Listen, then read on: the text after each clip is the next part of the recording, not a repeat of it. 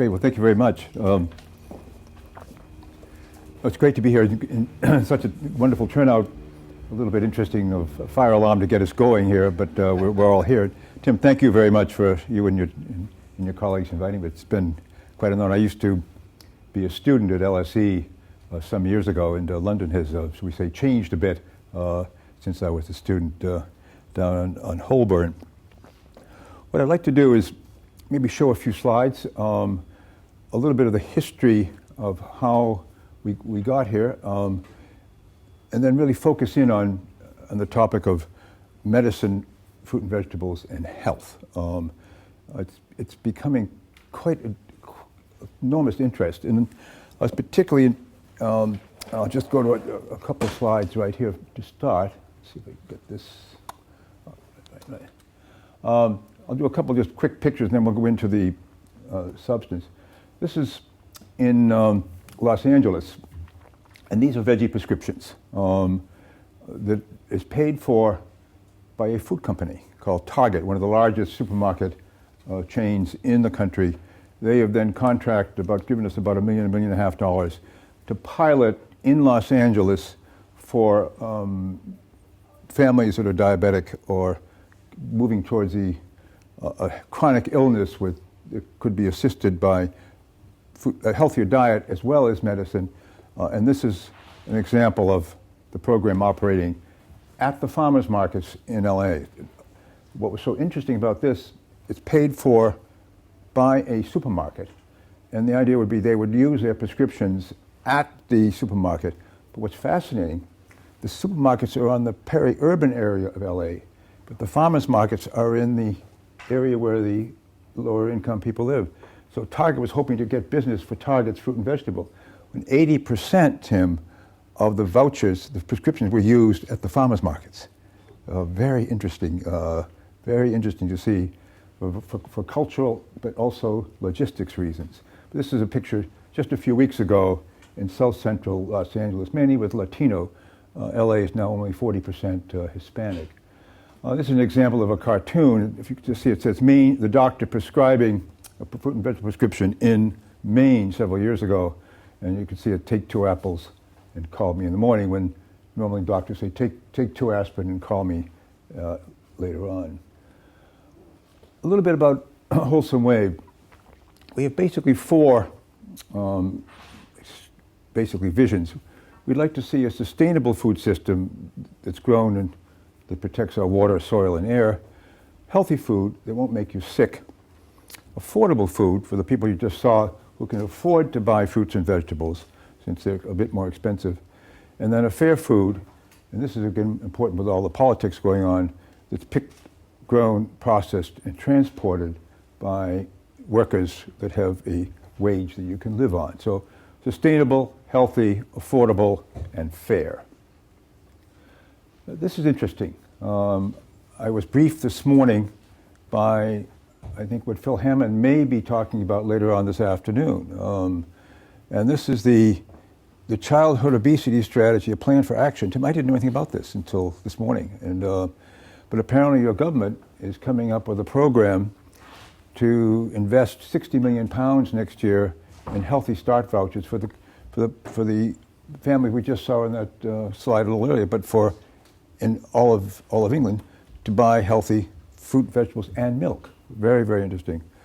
They're also recommending, apparently, there's a paper that I'll send around that I just discovered, that your food companies will be given support to be innovative in producing healthier food in the shops, in the supermarkets. Then they're asking your government, the public sector, to provide healthier food for schools, colleges, hospitals, to improve health. I'll be going to Scotland on Sunday night. Nourish Scotland, the hospitals up there in the Scottish health system, we can go into that in the question of doing a lot of the work. But also what's interesting is, I was asked a question just before we came in here, when doing a little interview, on what community can do before government step in. And one of them is the Rose Alexander Charities. And several years ago, they put in £50,000 themselves, and then another $50,000 with proceeds from the lottery to provide a veggie scheme in London, and now they're going to expand that elsewhere. Wholesome Way, we basically have two programs. One, it doesn't have, we spend about, and I'll come into it in a minute, we spend about $100 billion a year on nutrition in the Farm Bill. England doesn't have a similar system, that's why the Healthy Start is so interesting. But for the food stamp program, and I'll come back to that, if you use it at a farmer's market, Wholesome Way will then double it. And we're doing it, and then we also then, as we said, we'll talk about the fruit and vegetable prescription program. It's expanded pretty rapidly. We started this about 10 years ago, next year, and a little over 6,000 farmers are now redeeming these vouchers, and they tell me most of them are getting a 20 to 30% increase in revenue. So here as a farmers, as I mentioned earlier, as a pharmacy, not Boots or others, the farmers are then themselves becoming a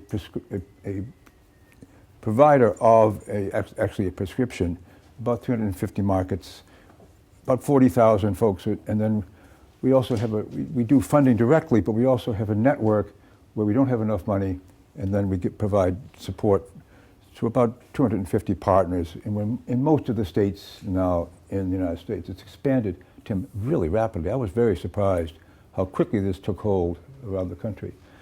Here's an example of the growth these are farmers markets in the United States from just after the war to about coming up towards about 8,500.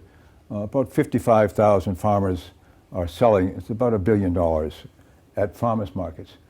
But then if you look at this big boost, the big increase came in this period here, the 2008 recession, when from 23 million, huge unemployment, 10%, and all then went on to food stamps in that rapid period. A little bit of history. In 1939, the food stamp program started in the United States, but it didn't start as it operates now. Right now, you can buy anything with your food stamps in the United States except alcohol and tobacco. But when it started, you could buy any food, but you could also buy extra with the pink vouchers, the orange vouchers, if you bought fruits and vegetables. So that was changed in 1965 with the pressure from Coca-Cola and Pepsi. They said, we would like to have Coca-Cola and Pepsi in the food stamp program. Not exactly nutritious and pretty high in sugar. That's why I was so interested in the proposals, Tim, here, where your government is proposing a levy, we call it a tax, on sugary drinks to come into force. We'll see what your beverage association is going to do it, in terms of any added sugar in a beverage or a juice, including Massachusetts cranberry juice, which has high sugar, which my cranberry growers aren't very happy about, will be subject to this levy. This will be one of the first in a developed country national tax on sugary drinks. This is, to me, again, we'll see what Phil Hammond says this afternoon, whether this is going deeper, whether he's going to back off or put this in. So kind of news happening as of this afternoon. Since your government now is considering 60 million pounds, several years ago the Congress put in 100 million for a similar program for food stamps, but requires a match. So now we're looking at about $200 million over 5 years to basically provide healthy fruits and vegetables, mostly at farmers markets, but also at retail. A little bit, let's go into the Veggie prescription program. Obesity, a huge problem in England, increasing around the world. As I said, it's about 800, 500, 700 people that are basically hungry around the world. But according to folks in Rome, there'll be 2 billion that will be facing some kind of a chronic illness due to diabetes and obesity, India, China, Middle East. And this is the obesity here in the United States. I always like this slide. If you want to eat and become chubby, there's plenty of spaces in America to eat and become chubby. So the few problems in the West where there's mountains and you can't get 8,000 feet to McDonald's, but if you're anywhere in the East Coast or the West Coast or the South, McDonald's are pretty prevalent. Then I want to keep this presentation fairly short. What are the policies that not only your government are looking at, but what could be done in OECD countries that we're examining? In the next few years, half the world's population will be living in cities, many of them in megacities. China, Asia, India, Pakistan, Bangladesh. And then if you look at the map of Africa, more and more people in Africa are moving to the coast, so that you have the Lagos, Nairobi, South Africa. Those are becoming the megacities in Africa, and again, subject to lack of access to healthy food. So you're seeing the cross 2030, about 5 billion people living in megacities. Then we'll come back, if you recall the work of Norman Borlaug in the Green Revolution, the focus is on hunger. People starving in developing countries. How do you improve wheat, rice, to some extent corn, maize, feed the world, reducing hunger? That's the mantra that was for many years, and he won a Nobel Prize. So basically calories per hectare, doubling yields of core grains around the world, reducing hunger. There was massive private investment, and you all know about our friends in Monsanto, or not our friends in Monsanto. Private investment has gone up, but focused on calories per hectare, increasing yields per hectare for a few major grains. Virtually no investment in the private sector or even the public investment in what I call nutrition per hectare. So I'm going to make that a bit of a theme. So here's the thing about talking about global obesity. You can see it growing. In the Middle East, it's really significant. Then how do we move from, like in India, wheat, eggplant, and potato, Kenya, corn flour and cabbage, to a more diverse nutrition plate?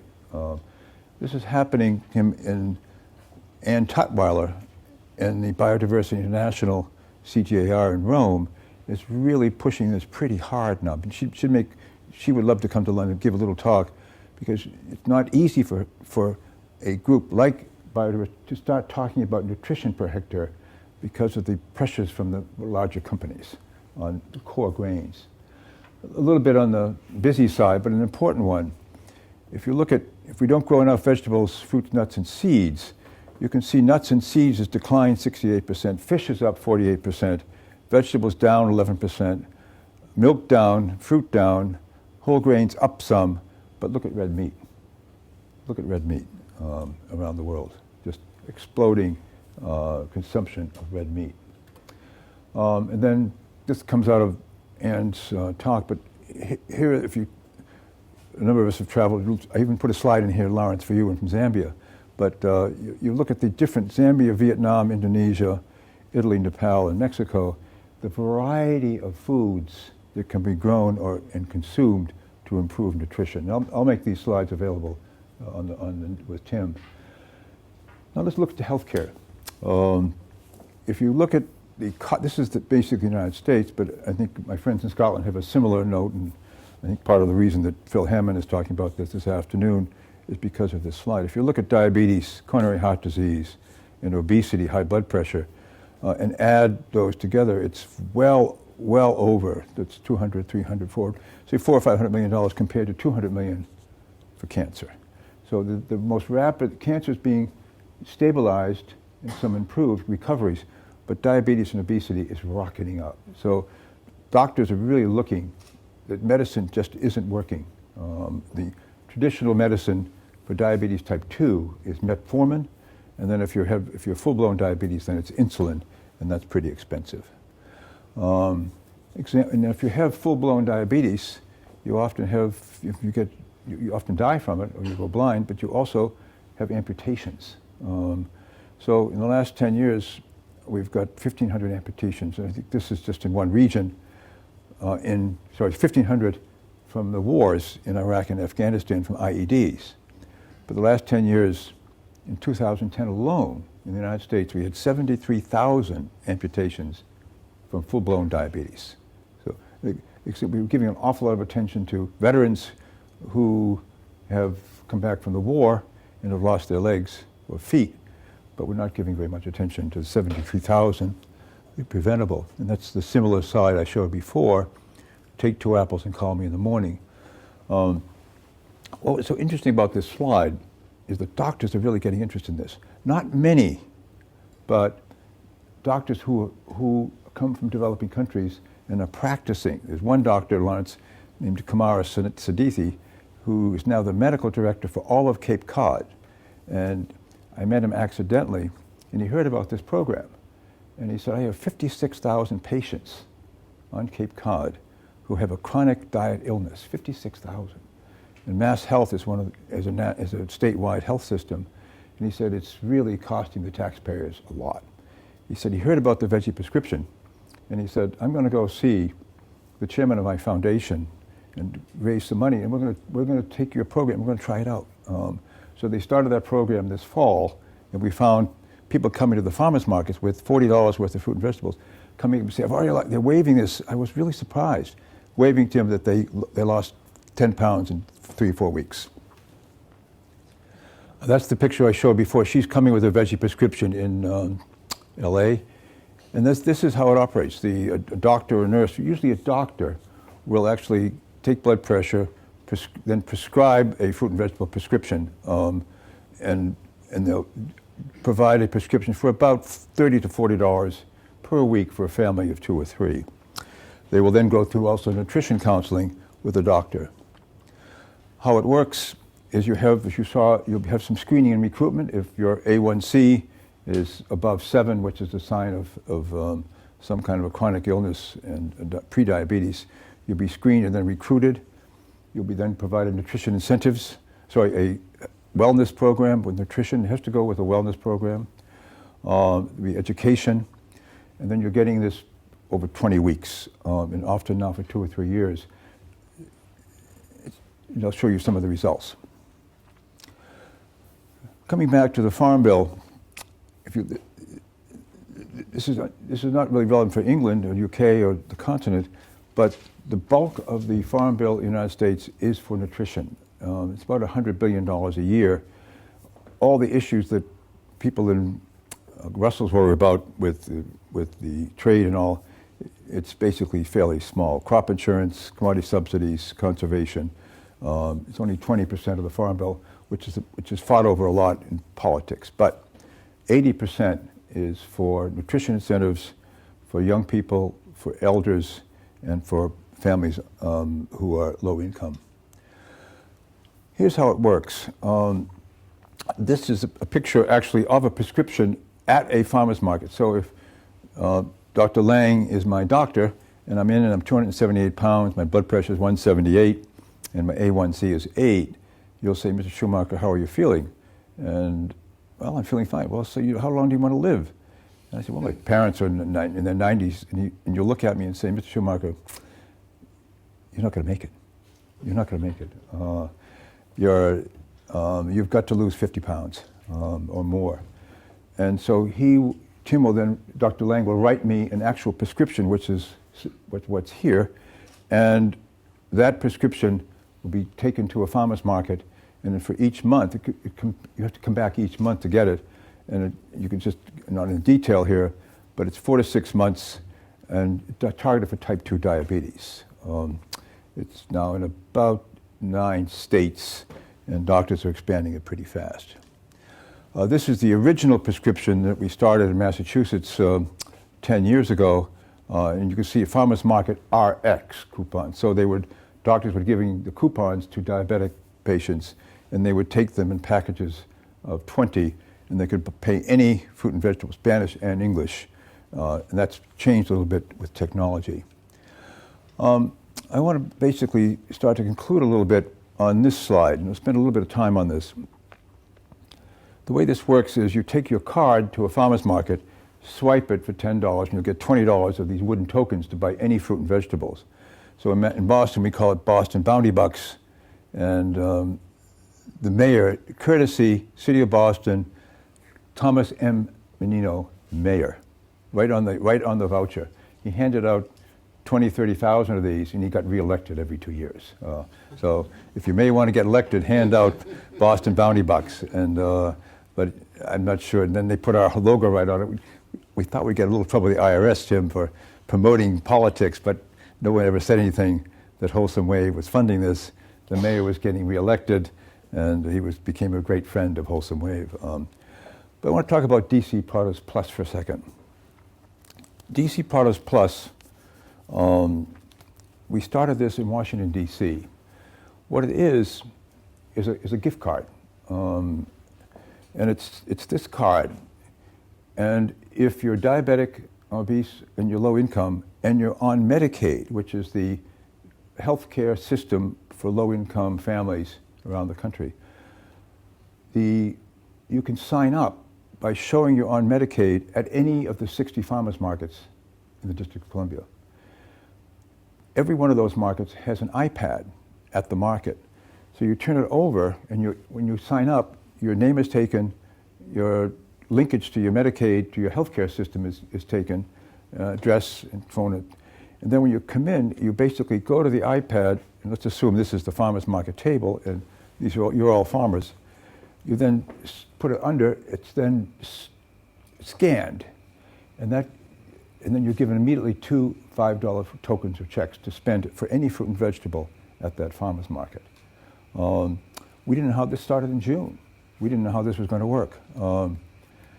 Huge crushes of people lined up to get this card. We were surprised. We were, in fact, overwhelmed. So we figured 3,000 or 4,000 would take it. We had $550,000 in the city budget to do this. Nearly 8,000 families, must have been word of mouth, we have no idea, crushed the markets and asked for this card in 2 or 3 weeks. They were overwhelmed. So the idea then they would come back once a week and use the card to buy fruits and vegetables for 20 weeks. Well, what happened? What happened? We made a little mistake. We didn't have built in, we told them you could go to any farmer's market, the card, and get $10. We figured maybe once a week, they'd come to the neighborhood, get your husband and wife each have the card, $20, that's a lot of fruit and vegetables. People came 7 days a week. They took the metro to all these markets, and they would line up an hour and a half in the heat before the market even opened. Long lines, we only had 250 checks each day for the market. 300 or 400 people lined up. We had to call the police. There were people crushing the lines. We had no idea. I should have put some pictures in. A little side thing, I used to work in China a little bit. Chunmin, Lawrence knows, is a friend of ours, and he taught me some languages I can't repeat here, in Mandarin. And so there were a lot of Chinese coming, and then these Chinese 60, 65 were preventing older African American women from getting into line, and maybe hitting them a little bit with umbrellas. And I said, no. So I went up to some of these gentlemen and used some of my Chunmin language that I can't repeat here, and said, if you don't move and let these ladies in, something will happen to you. And they were shocked this guy was speaking a little Chinese, and they moved. But then we called the police because it was such a crush. So thank goodness we had technology. And so we changed the computer so when you came in, and if you used it the third time at any farmer's market, you were rejected. So what we started running out. So what in the end, over 7,000 people had this card. They used it 55,000 times in 10 weeks. We ran out of money in 10 weeks, Tim. So and it was, we don't know why. I mean, here you are all students. Why, for $10, would 7,000 to 8,000 people of low income wait in line at least an hour twice a week for $10 worth of fruits and vegetables? We have no idea. So again, very interesting. That's why it's so interesting, your government putting in 60 million pounds for a variation of this unhealthy start. But of course the farmers loved it, because their income went up 20, 30%.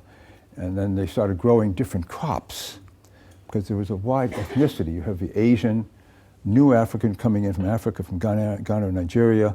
You had the Latino, all buying crops that my father had no idea how to grow. Herbivora, chilipine, all kind of ethnic crops that we had no idea. So now it's created a more, like Ann Tutwiler in the other slide, it's creating a demand for more diversity in cropping by the farmers. And there's about 200 farmers that are now coming in. A lot of Latino, they're changing like the Latino growers are growing 10 kinds of greens for the African Americans. Some of the regular farmers are growing new African crops that no one ever heard of, from Ghana, Nigeria, for the Ethiopian just families, and the Asian, and then the Latinos are expanding into chilipine, herbivora, and other crops that are grown in Central Latin America. So again, that's one of the things I want to sort of end a little bit on, of why this card. Thank goodness we had some technology to control it, Tim. So, but we just don't know, and so I'm asking students to come and check out, just interview people. Why did so many people come for just $10 a week? And what was the health impact on that? I'll end with that. So that is really my last slide. To conclude, again, back a wholesome way, we're looking at sustainable, healthy, affordable, and fair. And I'll just summarize a little bit what I guess Mr. Hammond is going to talk about this afternoon. It's on public, it's on our website. They're trying to introduce the soft drinks levy that will be legislated in the Finance Bill of 2017, taking 20% of sugar in products, launch a broad sugar reduction program to remove sugar from the products children eat the most. Be run by the Public Health England, will apply to all sectors of industry. Whoa, can you imagine that happening in the United States? It's going to be, this is a conservative government. Whoa. Supporting innovation to help businesses to make their products healthier, to encourage the next generation of innovation in science and technology, to allow industry to create healthier, more sustainable products, to develop a new framework by updating the nutrient profile model, to encourage academics, industry, NGOs, and others to review the nutrient profile model to ensure it reflects the latest government dietary guidelines. Whoa. To make healthy options available in the public sector, hospitals, schools, so easy choices are also the healthy choices. And then to provide support to reduce the cost of healthy food for those who need it the most. What we're talking about here, and I'll just read it, I'm so fascinated by it. We are recommitting to a Healthy Start program which provided an estimated £60 million worth of vouchers to families on low income across England in 2000. This is already apparently operating, 2015 and this year. These can be exchanged for fresh, frozen fruit and vegetables and milk, probably mostly at supermarkets. So I'll end with that and we'll take some questions. But it's a fascinating day to be here when your government is implementing a whole series of programs that not many, I never heard of them, and I heard about them this morning. We'll see what Mr. Hammond said this afternoon. And if I'm interested in writing it up and sending a few notes to the press of the United States to encourage our Congress to catch up with what's going on with the conservative government here. So thank you very much, and take your questions.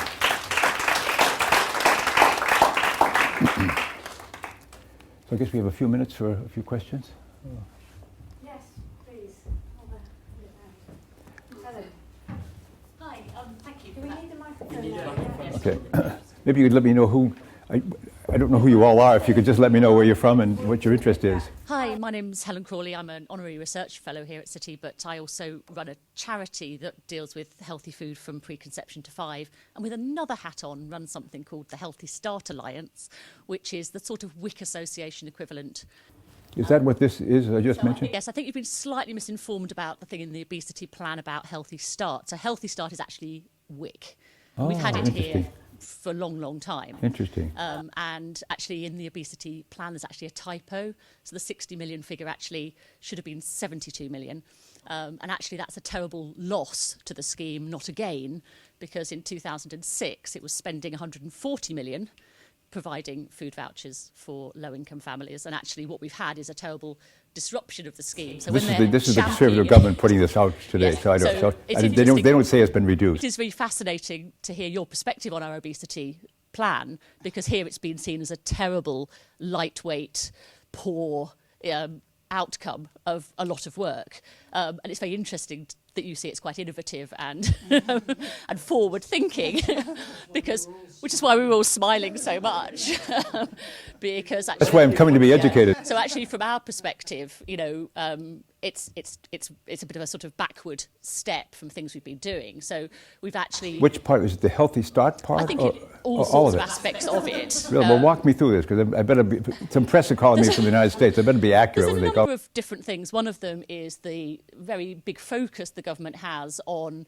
sort of reformulating food. So taking a food that isn't very healthy and making it slightly less unhealthy as their big programme moving forward. And this They are doing that? Yes, so this is, and using government funding to help commercial organisations do that, rather than any emphasis at all on proper healthy food that you might buy in farmers' markets. So there is this very big emphasis on the processed food side of things. The sugar tax is also quite an interesting one, in that we are seeing a lot of people saying they're going to reformulate, but obviously that does involve other things changing, a lot more sweeteners coming into our food supply. Does it change behaviour, or does it just alter behaviour? And what will be the longer term? Is the tax in operation now? No. It's due to come in 2017. It says we'll legislate in the finance bill of 2017. So it didn't was say... already agreed in a budget statement, but there's always a lag time between when something's agreed. And I don't think Philip Hammond's planning to talk about that today. I don't think we've heard that. The 2-year lag time, which is meant to, so it could be effectively designed in order to promote reformulation. It was deliberately introduced. It's not been designed yet, so isn't the final design, but they're meant to be consulting on it at the moment or in the future. But there was a deliberate lag time between announcement and implementation. In other taxes, like gas tax, a petrol tax, as we say here in the UK, they go on overnight.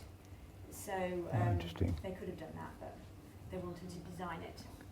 So it didn't happen immediately. And what's the percent? Is it 5, 10, 15, 20%?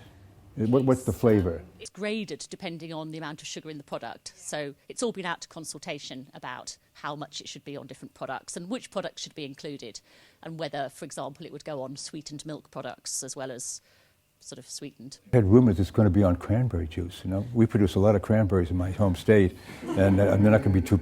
because they add a lot of sugar to cranberry juice. And so that's kind of interesting. It's beyond Coke and Pepsi. We're also in a process here of redefining the whole sugar question. So what is an added sugar? And all fruit juice and all pureed fruit and smoothies are all now being included in that. So they're now being seen as less healthy options, which has an interesting angle to it. So my question, sorry. Thank you for breaking my kneecaps on this one and getting me straightened out. Right? Have you evaluated what people are buying with their vouchers specifically? Do you have a sort of picture of the sorts of things people buy? Well, what we're seeing is, and this is mostly anecdotal, I try and go to 8 farmers markets on the weekends to kind of observe, and we have an academic group from GW now doing some research on this. But watching, and so I haven't seen, and under our laws, you're not allowed to see what people buy with their $100 billion in food. I found a little WikiLeaks on this the other day, and it discovered that the top product bought by food stamps is meat and poultry. The third is fruit. What do you think the second is? Of the 100 billion, what is the second most purchased product on food stamps in America? Coke. Sugary drinks. Well, it's just slipped. The American soldier study in 1944 found that American troops, when they landed to invade anywhere, the first thing they wanted was armaments, and the second thing they wanted Coke. So American culture is constant. Right. So again, I think that it's going to be interesting to see that the Latinos are buying, this is observation regularly, they're buying tomatoes, onions, and peppers for salsa.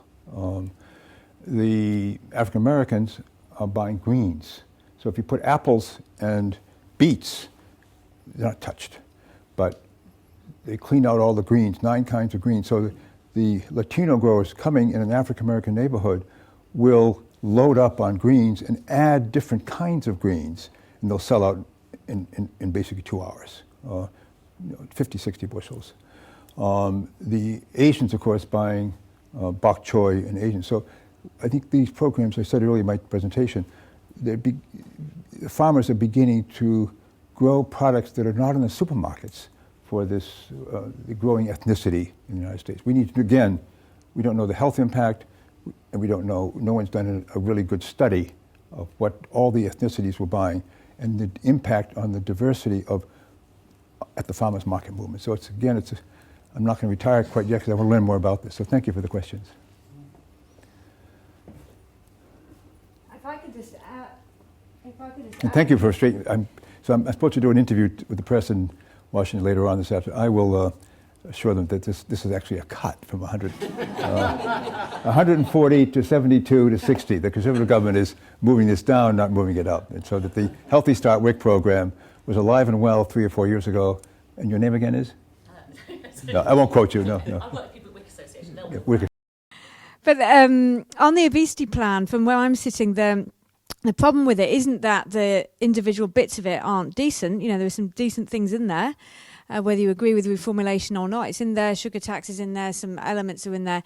It's the fact that the expectation was of a comprehensive strategy that covered all aspects of obesity and that was put together with a proper narrative. And what it is a bunch of things stuck together.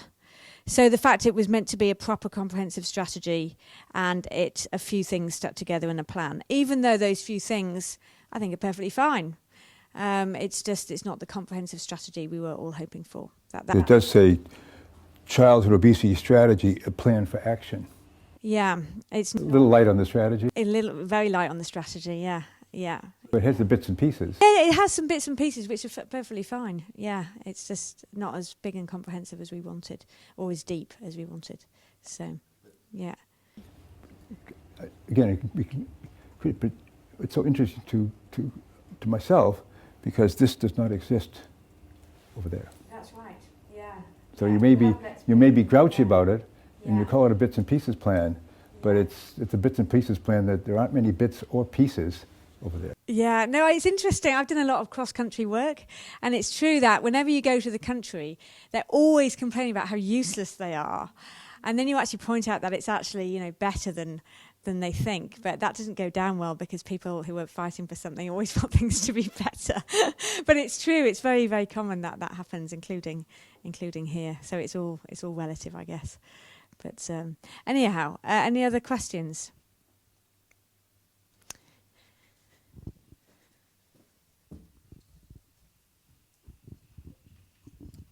Hello, my name is Jay. I'm a PhD researcher, PhD student here at the Center for Food Policy.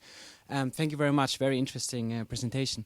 My question is, if you look into the future now, the new government that will be in place, what do you think? In which country? Pardon? In which country? In the US. Oh, one of those. We're interested in this. Okay. Me too. Everyone is expecting that kind of question now, I know. If you look into the future, the new government in your country, because as far as you were presenting this, the government was quite supportive of these ideas and these concepts and was quite successful. Do you think the new government will be as supportive as the current government in the US on these kind of concepts you were presenting? Right. Well, let me just summarize the Obama administration coming out. I can speak for that a bit since I was not involved with them, involved in the previous administration. It was basically driven by Michelle Obama, the president's wife, who really promoted healthier eating in schools. So there were, when she's 2008, there were very little what I call farm to school programs that's mentioned here a little bit. I think Jamie Oliver was very active here in improving food in the British schools. So she really worked that pretty hard to get a change in legislation, the Hunger-Free Child Education Act, where they would take sugar and salt out of school meals, provide more fruits, half the plate fruits and vegetables, and that's now law. And it's going to be hard to unwind that, partly because the fruit and vegetable industry is a big lobbyist because they're picking up more business from the public sector. Quite a few $1 billion of schools now buying fruits and vegetables to put onto the plate, and it's worked actually pretty well. What I suspect one of the first things the new administration, and she also put a kitchen garden, a fruit and vegetable small garden, organic in the White House. If Hillary had been elected, Hillary said she would keep that. I suspect as soon as the ground unfreezes, Mr. Trump, his wife won't be moving to the White House, but someone will take a plow and will plow that up. The demand for more pizza will probably. So again, I can't anticipate. I have talked to some of the Trump agricultural people. I think what's really going to happen is Congress. Trump is not that, I don't think, that interested in this area. His wife is not even moving to the White House for a while. So in my sense, there won't be that much activity in this area from the White House. It'll be from the Congress. When I spoke to the Trump agricultural folks, they said they would. I'll go back to this for a second, just briefly. Where is that policy one? Yeah, that they would basically keep this program here and let it go up and down according to the needs in the economy. The Republican at the convention, their platform said the Farm Bill will only include this. We'll take all of this and put it into a separate legislation and then give it all to the states to administer and then cut it. So we shall see. That's going to be one of the biggest issues because that is one of the only safety nets for people who are unemployed can get in terms of staying alive, in fact. So that's going to be, I think, the farmers who get these benefits are very, very keen to keep this in the Farm Bill. Will Chairman Ryan and others just legislate the new Farm Bill to separate it out? My sense is the politics will to keep it in and to make some adjustments. Likely, again, you can criticize your own government, but the fact that your conservative government does have a bits and pieces strategy could influence the Congress a bit. So they would leave that in and not cut it, and maybe take out, not to tax sugary drinks, which will be very difficult, but to provide incentives. Example I did not include in my presentation is my wife and I were asked to go to Puerto Rico in June, nice Caribbean island. We got our bathing suits. We thought we'd have a good time, but we were asked to go down to look at the farmers market movement, because in Puerto Rico what they did was, again, using technology. They took the food stamp cards and actually added 4% on the card using some very sophisticated technology. So you could go to any farmer's market where then you'd pull out your square and swipe it at any farmer's market in Puerto Rico and get another $20 or $30 a month on your food stamp card. So they added $60 million to the food using technology so that I was on food stamps, I could go to any farmer's market and get an extra 4% each time I went. And that had a huge impact. When Susan and I were down, we saw huge lines. I speak a little Spanish, so I asked some of the farmers, how is this going? Ooh, amigo. And then he said, very secret, muy secreto. We picked up $685,000 extra in 3 years' time. So again, an evaluation where there's a lot of embryonic, you would call bits and pieces work going on that we're looking at to expand some of the work that's going on. But to direct answer, I think that will the big changes, I think the Trump people, we hope not. Again, it's so uncertain. You don't know what he's going to do. Will he tweet and get your ambassador over? I mean, we don't know. I mean, it's so uncertain and such a surprise and frankly a shock to see this all occurring. I suspect there'll be a lot of changes in regulation on water, on agriculture. My concern is on climate change, with the climate change agreement.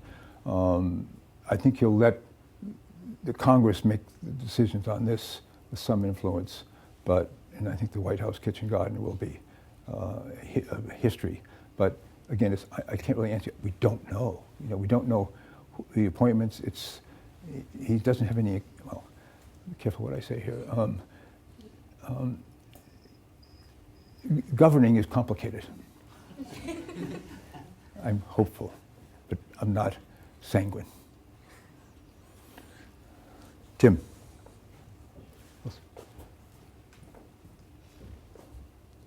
So keep your seatbelt on. It's going to be a rocky ride. Yeah.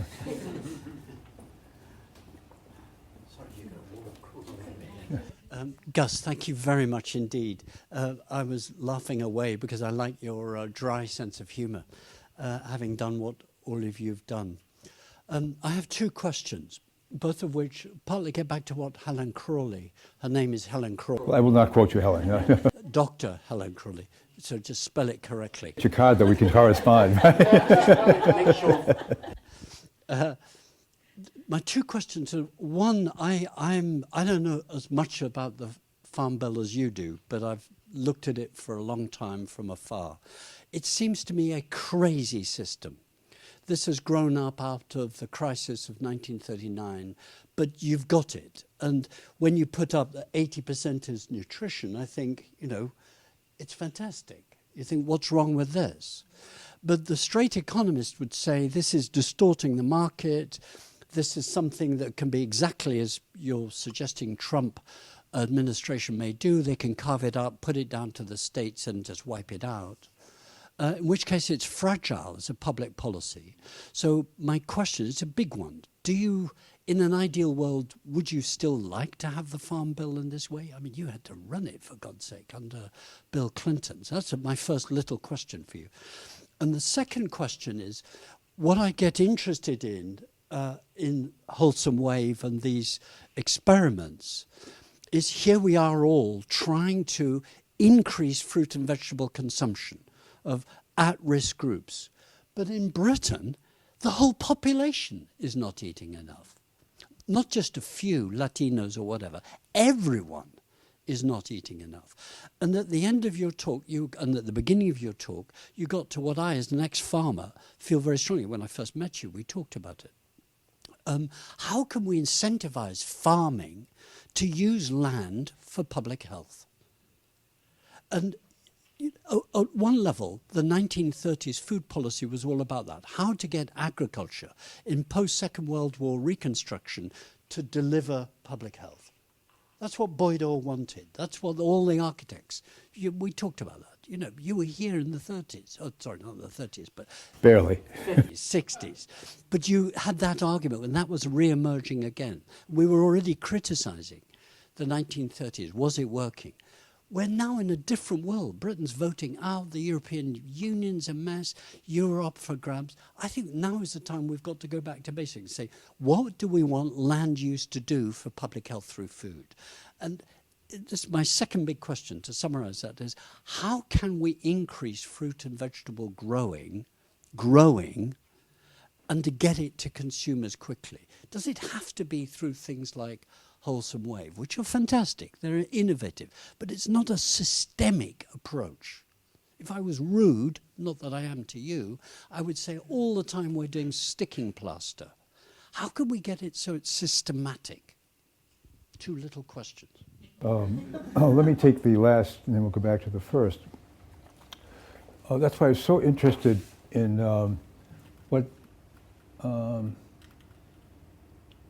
that slide. And when you look at diabetes, hunger coming down, what they're basically, a lot of thinking is going on this slide. I'm really fascinated because it's linked to your question, Tim, that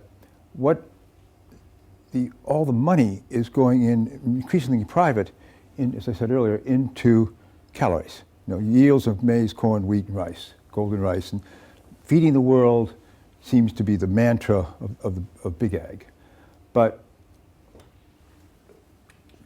they'd be just beginning to look at what is the biodiversity per hectare in research. And there's so little research going into all these new crops. We just simply, when they're brought over from Africa legally or illegally, or from Asia, or from Latin America, they're often considered invasive species and not allowed to plant. People bring them over in their socks from China or from Dominican Republic or from Ghana, and it's difficult. So the whole system needs to be kind of rethought. What is the nutrition in these, and so forth. And then, secondly, what is also concerning is consumers. I mean, we have a couple grandkids, and watching what the kids are feeding their grandkids, it's driving change through the market system. I mean, it's very interesting to see that Campbell's Soup is now reformulating, regardless of you're not using your pressure, but they're just basically saying you as consumers don't want the salt and the sugar, and they're not buying it. Campbell's Soup is then buying vegetable companies and buying salad companies to make more money. Cargill, Conagra, they're all reformulating. And Walmart said they're now going to buy 15% of their fruits and vegetables within 150 miles from each Walmart store. Whoa, that's the biggest, we couldn't believe that. So again, it's you as consumers in North America that are driving this. You're not buying the stuff. Sugary drinks, Coke and Pepsi has dropped 20%. So they're making now more money for bottled water. All Cokes, Pepsi's taken out of most of schools. So it's kind of consumer driven by the millennials, and the big ag is responding. Retail is responding, the producer is responding, but not the public and private research to look at these products. The second, one of the things that I had not put up here is these 50 to 60 to 70,000 farmers are now getting support. We're doing about something called high tunnels. So you can't grow a lot of tomatoes in Massachusetts in January or cucumbers in Maryland, but all these new technologies are coming up where the demand is so high, and $2 and $3 a pound for tomatoes. People want to buy a decent, healthy tomato year-round at these markets and the stores. So all these greenhouses are going up, using often Dutch technology, and the federal government is paying for some of these. So they're doing about 15,000 new greenhouses in colder climates year-round, which is interesting. Again, looking at products that I never could buy tomatoes or cucumbers in the middle of January in Washington. Now all the farmers markets have them. It's very interesting to see that occur. So it's investment, but it's again, your point, we don't have a strategy for that. It's just basically happening because consumers are driving that. And then on your second question on the Farm Bill, on the nutrition, let's see if I can find this slide. Here it is. The reason that was added in 1965 initially by Jack Kennedy in 1961. It was his first executive order to do food stamps nationally. And then Congress put it in 65, was to pass the Farm Bill. We may only have 100 or 200,000 farmers that really get most of this money. Most of the money goes for the big guys. They have no political clout in the cities. So the only way you get a Farm Bill passed is to get the blue built in. You could not get the subsidies for big ag if you didn't have the votes from urban America. And that's going to be the tension in the next Farm Bill. And that's why when Conaway tried to separate in the Farm Bill in 2014, all the big folks came together and broke his kneecaps and said, no, you can't do it. You'll not pass the Farm Bill because you can't get the votes from the Senate or from the majority of the Republicans. Do you think that'll happen again under Trump? Vamos a ver, as we say in Spanish. Let's wait and see. It's not necessarily, we'll see who he also appoints as Secretary of Ag and as Deputy Secretary and how he staffs it out. That's why how these decisions are being made. His people I've talked to said they want to keep it in the Farm Bill and not cut it. Now, whether those people will be able to get to Trump that he would veto a Farm Bill that had this taken out, cut, and put down, because I don't think they could get the votes to pass this, in the Senate and others. So. Can I just come back? A very quick comment. Part of the reason, I should have said, one of the reasons I asked that question is because we, the British people, have just narrowly voted to leave the European Union. Our equivalent, you've heard, I hear, Pillar 1, our equivalent is Pillar 1 and Pillar 2. The last food thinkers we had last week, we had one of the leading experts on the Common Agricultural Policy and the environment, we're having a not dissimilar discussion. We've got 80% of the money goes on primary production, not nutrition, primary production, 20% goes, 25%, something like that, goes on conservation ecosystems. Okay, so Britain next year in March is going to be introducing a great repeal bill, which in 4 pages is going to repeal everything. Everything European will just be transferred into British law, and the current thinking is that someone will stand there with a delete button to remove anything of the 12,900 statutes that they don't like out. Okay, that's one version of it. The other version of it that we were talking about last week here was, should we try and do something like this? Should we try and argue for a food and farm bill? Should we have a progressive food and public health and the environment bill that we prepare, progressive forces here, prepare to embryonically create a farm bill? We have theoretically a US-friendly government taking us out of the European Union. Might this be political flyer? So I wanted your view. Is it worth even going down this route? Because we're thinking about a food act, a food bill, but whether we want to get money attached to it is the problematic. Would that improve public health? Would Boyd Orr say yes to that today? I think he wouldn't. You know, I think he would be with you, say let's leave it to consumer demand. I think consumer demand is certainly a driver, whether Tesco, Sainsbury, and others are seeing millennials. Beginning, you know, our grandchildren and kids, are they buying healthy food, and are they putting pressure on the multiples to have accessible food? But are there incentives to farmer to grow? Well, that's why. Britain is only growing 15%. I'll stop, I promise. Britain is only growing 15% of its vegetables that it consumes. We should be consuming twice as many, if I follow Professor Hawkes. You know, it should be something like that. We grow, 50% of our vegetables, 15% of our fruit. Well, favourite fruit in Britain is bananas. We haven't got a Costa Rica, 50 seconds. Climate change has not quite reached Devon yet, right? It will do, but not yet. So what do we want in that? Do we want to get more British farmers growing? That's what I always say when I go on to 2 minutes on the TV. I say, I don't want agriculture, I want horticulture. That's what I want. And how can we ratchet that up fast? Should it be something like a farm bill?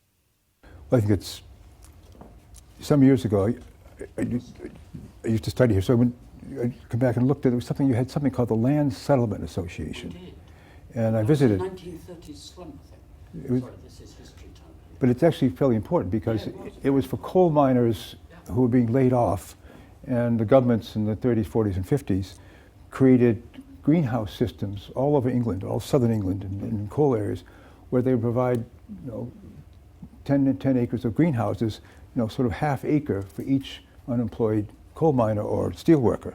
And I visited some of them some years ago, and the Thatcher administration abandoned them all. But that's what's actually happening back in the States, where you're having land settlement associations in these greenhouses paid for by the federal government. And so as demand increases, instead of just having all your vegetables in Florida and California and Mexico, more and more are being grown in colder climates with these thousands and thousands of, basically we call them high tunnels, or in the past you call them greenhouse or land settlement. And they're being taken up really rapidly, and some of them are getting quite big. In Maine, there's 40 acres of intensive tomatoes. Down in Virginia, there's 20 acres of under lead lights. Some of the farmers are making so much money on this. Whole Foods is now contracting with local growers in these lead-lighted, high-tech greenhouses for all kinds of fruits and vegetables and lettuces year-round, and paying twice as much. People are buying it. But it doesn't answer your question, the incentives for diabetes. And so that's, I think, whether there's a lot of, and that's what's going to be so interesting to me, whether the Trump will change the Affordable Health Care Act, which is now beginning to have some impact. In that Affordable Health Care Act, doctors can get paid to prescribe fruits and vegetables. It's really interesting. Under the details called Healthy Communities accountable, healthy communities. And that's what Susan Kamara is using on Cape Cod, that legislation and that money and his foundation to look at the 56,000 patients under his system to then go to all the multiples, all the supermarkets and the farmers markets year-round to eat healthier. So it's embryonic, but the technologies are rapidly changing. Will that be wiped out under Trump? We don't know. And whether that be adaptable, because what concerns, and I used to look at a lot of trade policy in Europe years ago. What if you come out, what will be the common external tariff on all those healthy vegetables coming out of Spain, Morocco, and Italy? Will that be 20% more? So it'll be, you're paying more for fruits and vegetables because of the tariff, and will there be time to grow the technologies to make them here? So again, a question for your government too. When you negotiate, will they have free tariffs on that? We don't know. I think that's the key point of the week. I think we just got to it then. With the common tariff? Yeah. I think the tariffs will resolve this. Keep them. Or make it so bad. It'll be about prices. Hi, my name's Maddie from Vermont, so local to Massachusetts. Which town? Oh yeah, they have a great farmers market in Montpelier. Yeah. Now live here and work at Sustain, which is the Alliance for Better Food and Farming, and I run a project for urban growers in London. But my question is actually about the talk about kind of consumers driving that change for healthier products, and I'm wondering what your thoughts are on the role of subsidies and sort of what I would think of as like the artificial price of different foods that we see in grocery stores, both here and in the U.S., and kind of just thinking about these long lines that you're seeing at the farmers market in places like D.C., where people can go and buy tons of fresh fruits and vegetables from farmers markets with like Philly Food Box or the D.C. things, and thinking about how that compares to going to the grocery store and what's like cheaper or more available in grocery stores, mostly more processed foods. So I'm just wondering what your thoughts are on kind of the role of subsidies for things like corn or soy or wheat, and how that influences people's choice sort of in the grocery store as much as kind of like how that balances out with consumer demand versus what kind of things we really have as options and what's affordable to people. Well, good question. On the subsidies, for example, on commodities, crop insurance here, on corn, it's getting pretty low. And the big one is the renewable fuel standard, which is basically keeping corn prices up. You're paying a bit more at the gas pump, slightly more. And if we didn't have the renewable fuel standard, corn prices would plummet. So again, the subsidies are fairly small. That's why I'm so interested in the, for example, in Montpelier, we are very active in all of Vermont. We provide funds to NOFA in Vermont to basically half the price of fruits and vegetables.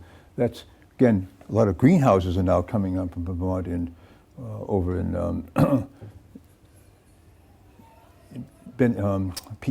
Pete's Greens and others. They're all beginning to grow these products to supply Vermont. I was very interested to see all this happening to supply the new demand. So if we could get, and I'll come back to this slide to answer your question.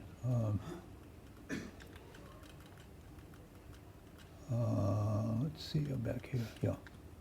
Yeah. We were surprised to get $100 million, which is double $200 million over 5 years.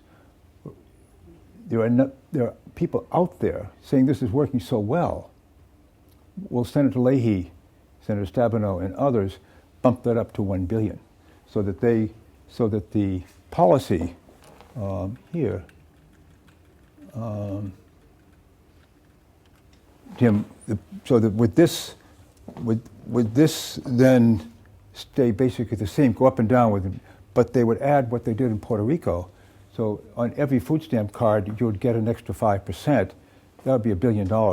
That would be the subsidy, the driver in 48 states to drive technology. So it wouldn't be a subsidy, it'd be a public investment good to reduce healthcare costs.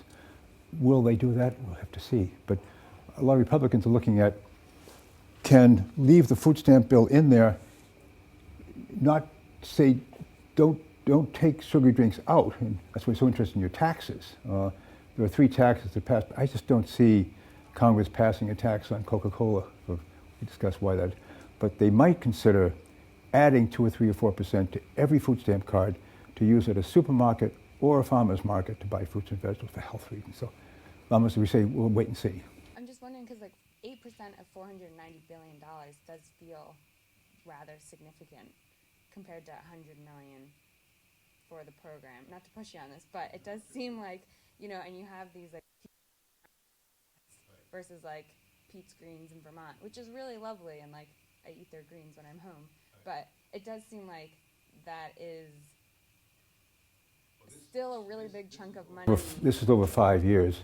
So this basically is about $20 billion a year, about 20, 30 billion a year.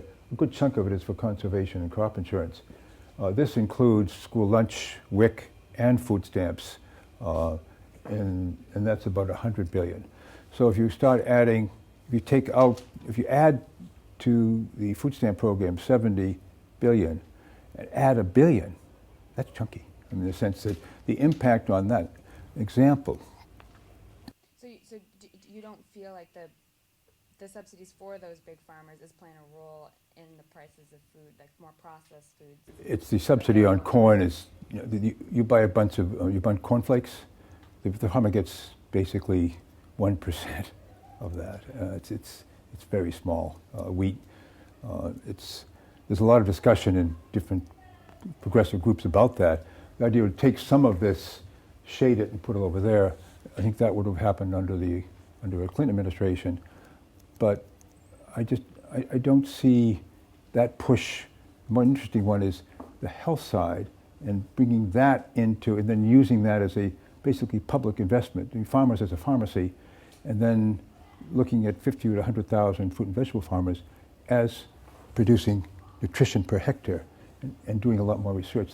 My biggest grouchiness if there's no research in what Ann Tutwiler is talking about in Rome and biodiversity, in all these new crops as our countries diversify, whether it's UK, the United States, or other countries are diversifying their population. The research to provide the nutritious food is not being done. And that's my kind of grouch. Pete's Greens is not growing a heavy bok choy, herbivore, or some very chilipine for the Latino community. Some of your folks up in Somalis, up in Burlington, are growing this for their own community and using greenhouses. If you look at that area in North Burlington, it's all greenhouses, all paid by the federal government. And there's 30 or 40 farmers that are growing bok choy year-round. It's kind of an interesting group up there. So, good question. I'm not sure I answered it. Thank you so much. Your talk's been really interesting. My name's Anne-Marie Tho. I'm from the University of Sydney. I do a lot of work in low and middle income countries. So I've been really interested in what the comments have been made about taking a systematic approach. I'm just on my way to Delhi to do some consultations where because we've been asking these questions about the fact that fruit and vegetable supply chain governance is shared across sectors, and this has really come out in your presentation. And I guess my question is about your thoughts on improving governance. And just to contextualize it, this is a quote from our research in India, where one of the agriculture actors says to us, "Obviously, nutrition is somebody else's role. But how do you align incentives? Agriculture has a role to play in surpluses, food processing has a role to play, the Ministry of Human Resources have a role to play.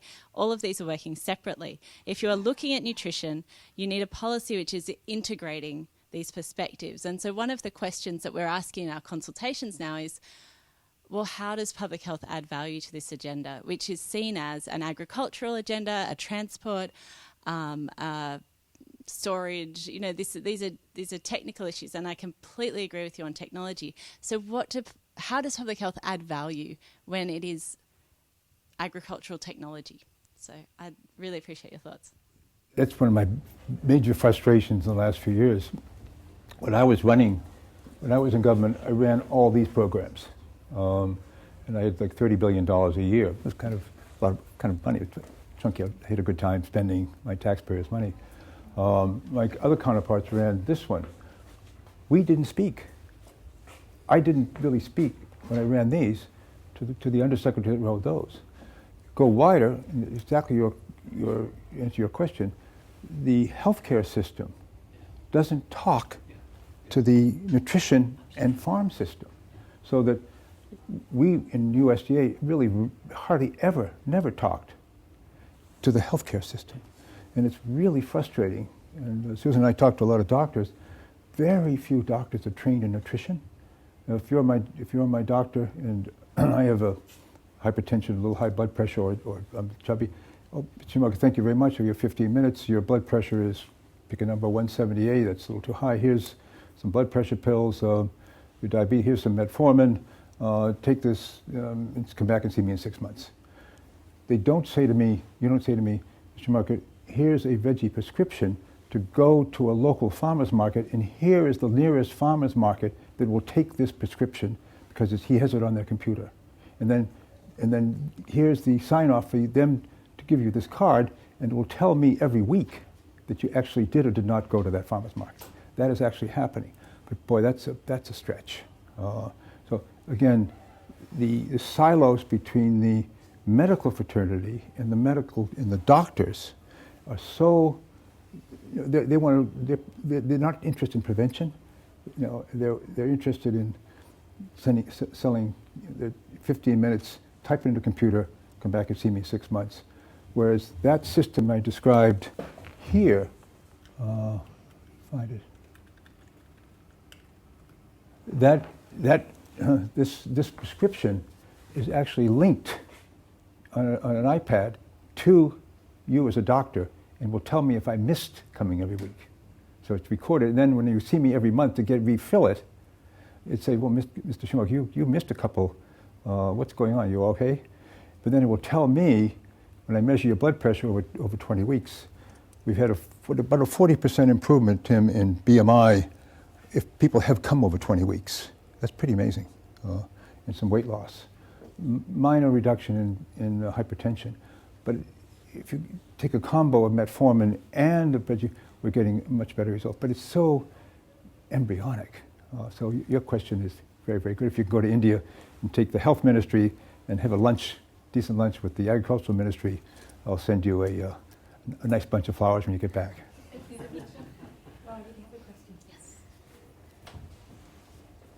But do you understand? It's so siloed. Hi, I'm Lori Egger. I'm a PhD student here as well. My question is how you feel about the role of collaborating with industry. You mentioned that you were working with Target and that they had given you funds. I know Walmart benefits tremendously from the food stamp program. Maybe they were trying to steal some of their business by getting their customers in the stores. But now that they're actually going to farmers markets, how do you keep Target engaged, and how do you get them to give you money? Well, actually, we sent a little team out there a couple of weeks ago, and they reported that, and Target said, we love it. They're getting, they don't seem to mind it. It's so small. What's more interesting is Kroger. Kroger is the #2 supermarket chain in America. They came to us and said, we're going to get a healthcare insurer, United Healthcare, AARP, which is the biggest advocacy group for seniors, and we're going to give Wholesome Wave some funds to look at Tennessee and Mississippi, all the Kroger supermarkets, where 20% of the business is food stamps. So that we designed a system, it was chunky, it was $10 million. So that if I'm on food stamps in Mississippi, in Jackson, I will take my food stamp card to the Kroger, buy any fruit and vegetable, even if it's only $2 or $3 on a day. It will print out a $10 voucher for free fruits and vegetables, but I can't use it that day. I've got to come back and use it.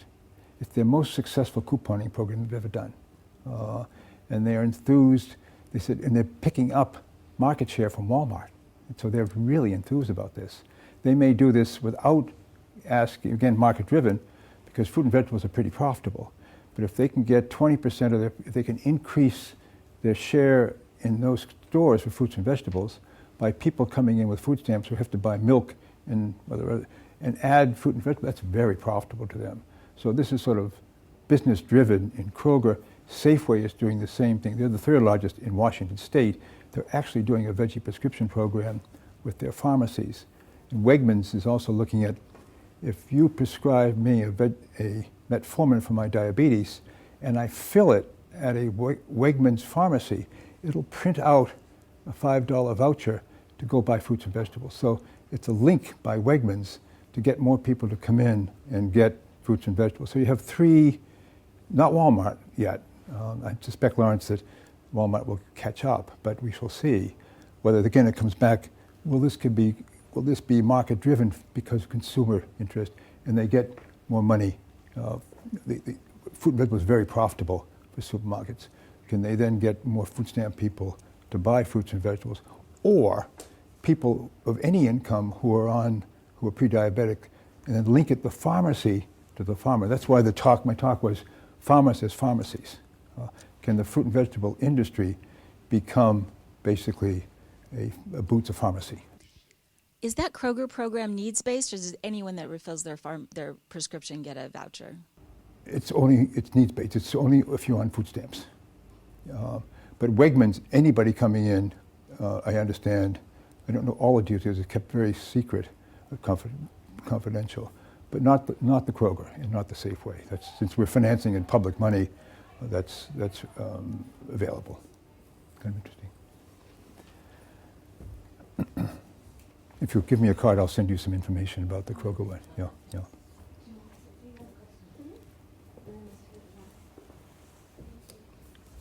Hi, my name's Clara, and I'm a master's student here at City in the Food Policy Department. And I've just done a piece of research on the uptake of fruit and vegetables in a low-income group in social supermarkets with Corinna's support. And social supermarket, supermarket for low-income people. There's one in America, in Boston, called the Daily Table. Right, yes, Dave Rouse. Yeah. And so it confirmed, things that we already knew about motivation. There are motivated people and unmotivated people. And I think I've spent the last couple of weeks trying to get some stats on the Healthy Start uptake numbers, and I'm sure there are people in this room who could probably give them to me, but what I finally landed on was 69% uptake of those vouchers. And for those 30% that aren't taking the healthy vouchers that they're entitled to, I'm sure there's a lot of complex reasons for that, but I'm sure some of that can be accounted for by a lack of motivation. And so I just wondered about your program, whether that was something, it sounds like you have queues of very motivated people, whether you'd considered actually the people who weren't in that queue, and whether you felt that your program had a role to play in motivating people, a role to play in reaching out to those people who actually just don't really want to eat fruit and veg.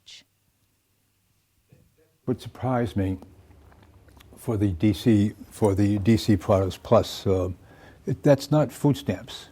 That's just a card that you get for $10 free. But if our Wholesome Way program, we helped start this, but we really wanted to affect the 46 million people on food stamps. So we're getting reasonable uptake on doubling food stamps, but with lots of promotion. We're getting huge uptake on this. This is kind of a very interesting lesson for us.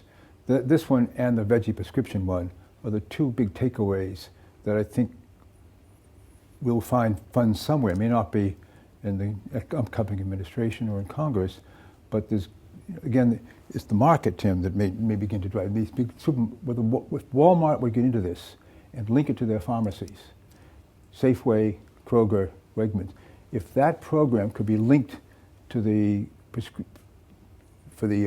metformin and other diabetic or hypertensive vegetables at pharmacies, that could drive not just for food stamps but for others as well. So again, we're looking at can we expand this $10 and find other group ways of funding that through the healthcare system.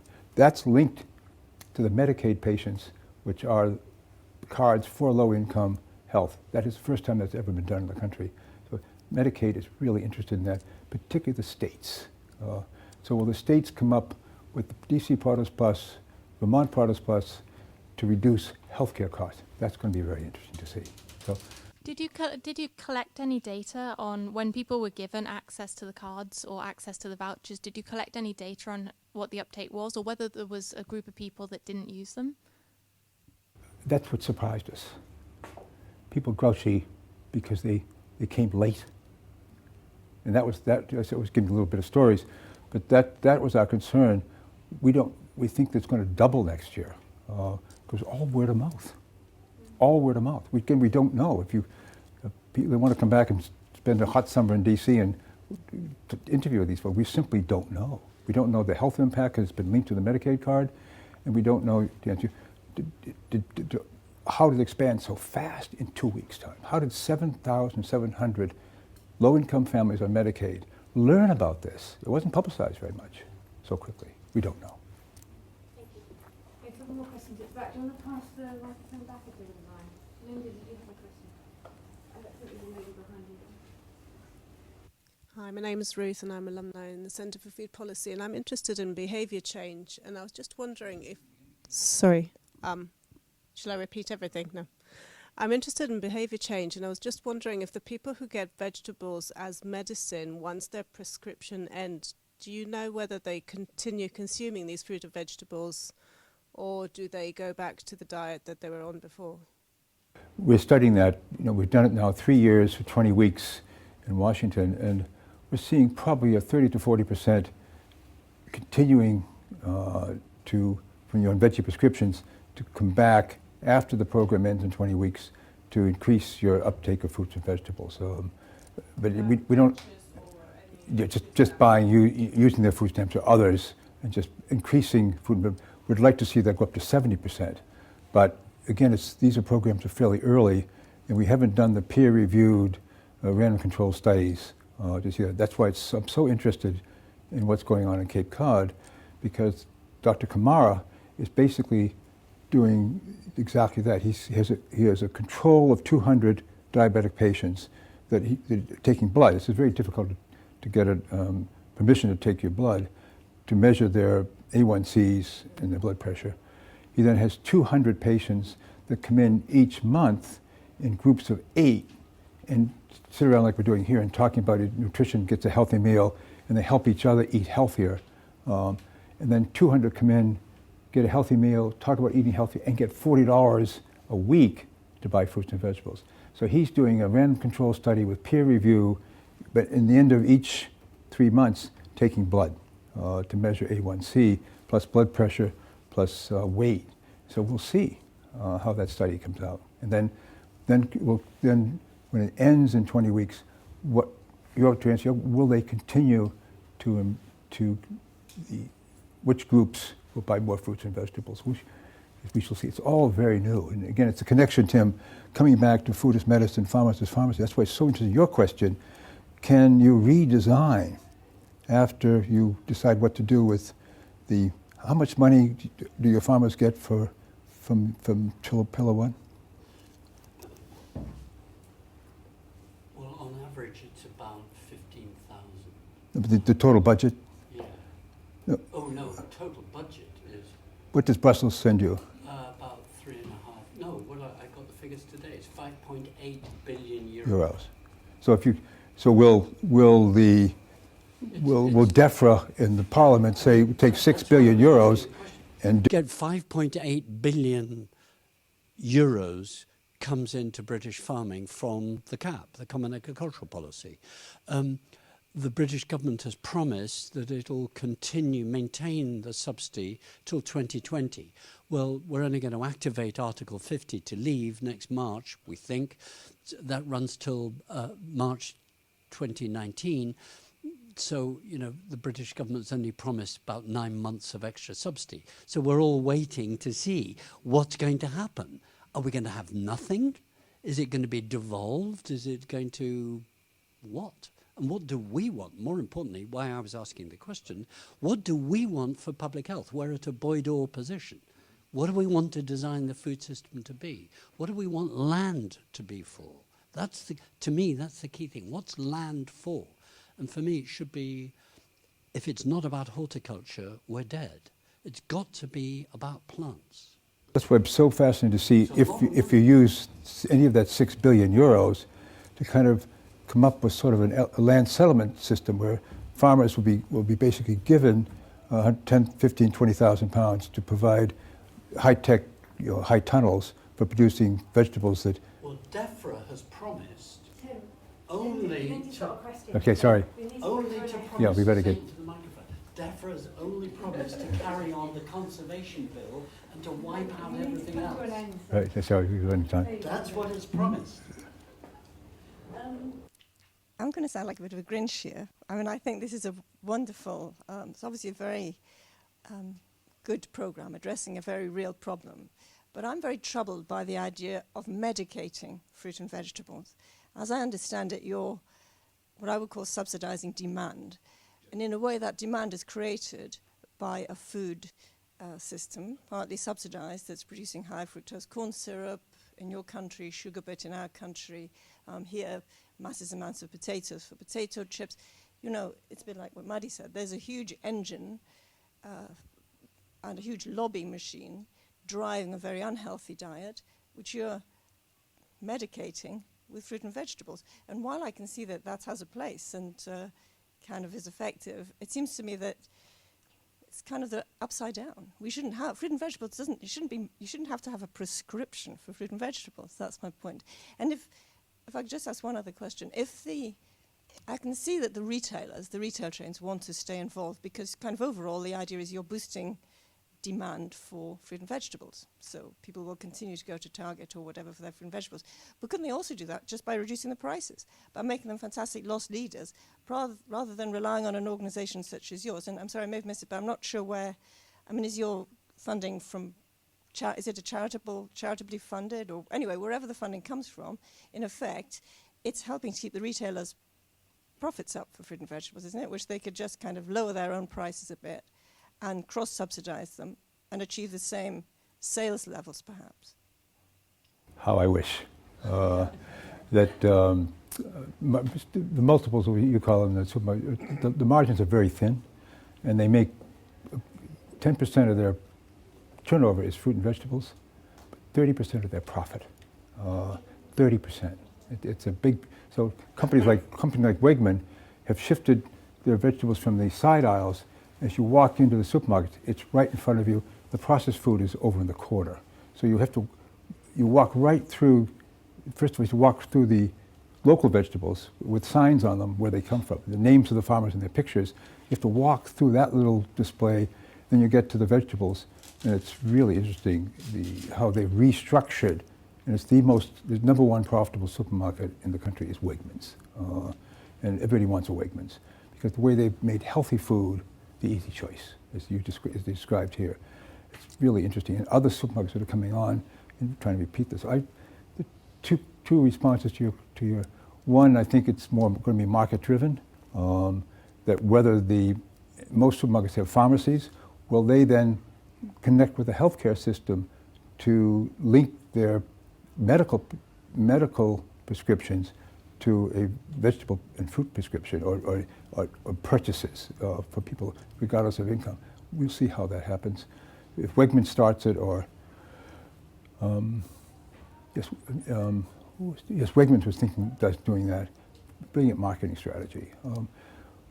I would have to, in your terms of using fruit and vegetables, medicating families who have diabetes with fruits and vegetables, metformin is not working well. The medicines aren't working very well because obesity is rocketing up.